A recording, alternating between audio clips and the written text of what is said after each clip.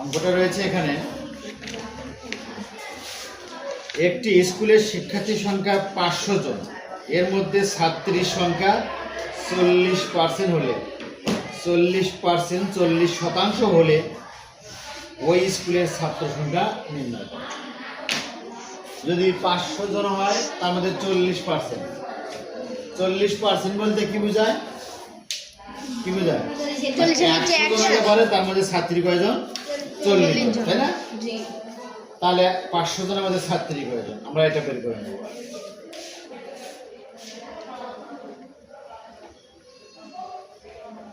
একশো জন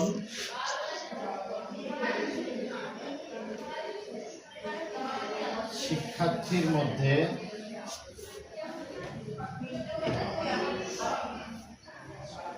ছাত্রী 40 জন।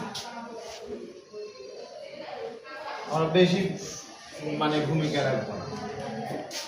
তাহলে ঐকিক নিয়ম অনুযায়ী করা হয়, একজন শিক্ষার্থীর মধ্যে ছাত্রী কয়জন? তোমরা তুলে নাও, যেটা বুঝবে না জিজ্ঞাসা করবে। একজনের মধ্যে তাহলে কত হবে? কম। ঐকিক নিয়মে কম হলে কি হয়? তাহলে 40-এর নিচে 100 জন। 500 জন যদি শিক্ষার্থী হয় তাহলে ছাত্রী কয়জন হবে? বেশি। এক্ষেত্রে 40 গুণ 500 ভাগ হবে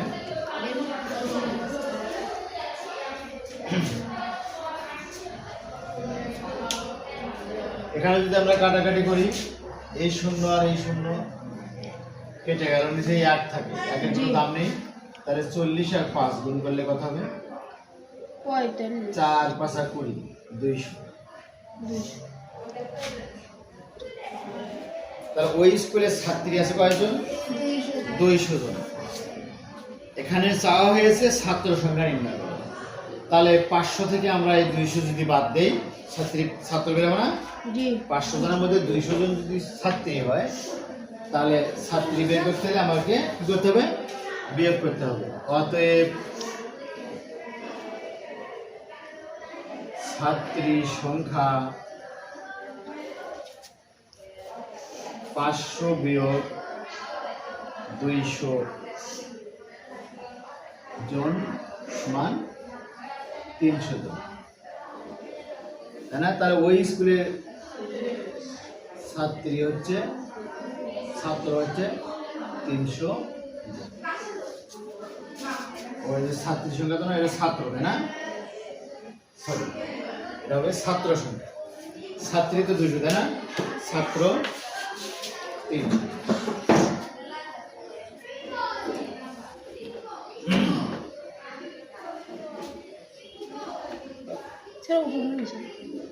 আমরা ইচ্ছা করলে একবারই ছাত্র সংখ্যা বের করতে পারি।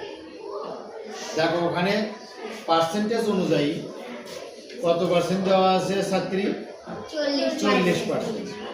আমরা পার্সেন্টেজটা যদি ছাত্র বানিয়ে নেই তাহলে অন্যভাবে এটা আমরা সহজে করতে পারবো। 40%, অর্থাৎ 100 জনের মধ্যে ছাত্রী 40 জন, তাহলে ছাত্র কয়জন? 60 জন না? 100 মধ্যে 40 জন যদি ছাত্রী হয় তাহলে ছাত্র কয়জন? 60 জন। আমরা ওখানে পার্সেন্টেজটা সংশোধন করে যদি বলি তাহলে এখানে বিয়োগ করে দেখাতে হবে। দেখো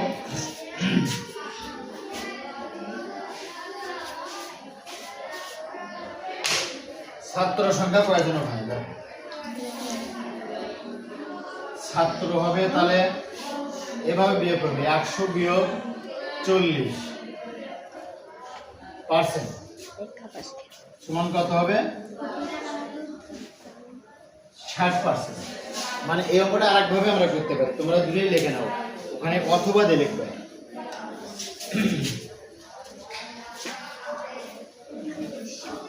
60%, তার 100 জনের মধ্যে ছাত্র 60%।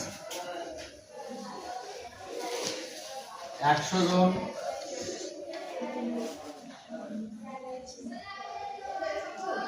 শিক্ষার্থীর মধ্যে ছাত্র 60 জন। একজন শিক্ষার্থীর মধ্যে ছাত্র হবে কম, তাহলে 60-এর নিচে হবে 100, আর মোট আছে 500, অর্থাৎ 500 জন শিক্ষার্থীর মধ্যে ছাত্র হবে 60 জন, 500 নিচে 100। এই 2 শূন্য কেটে গেলে 1 থাকে, 1-এর কোনো দাম নাই। 5 দিয়ে যদি আমরা 60 গুণ করি, 5 6 30, 300 কয়জন? 300 জন 300 জন। সরাসরি পেয়েছে, তাই তো? ছাত্র সংখ্যা উত্তর 300। তোমরা যদি একটু উত্তরটা আরো সুন্দর করে লাগো তাহলে দেখতে পারো ওই স্কুলের ছাত্র সংখ্যা 300 জন। আমরা একটা অঙ্ক 2 ভাবে করে দিলাম।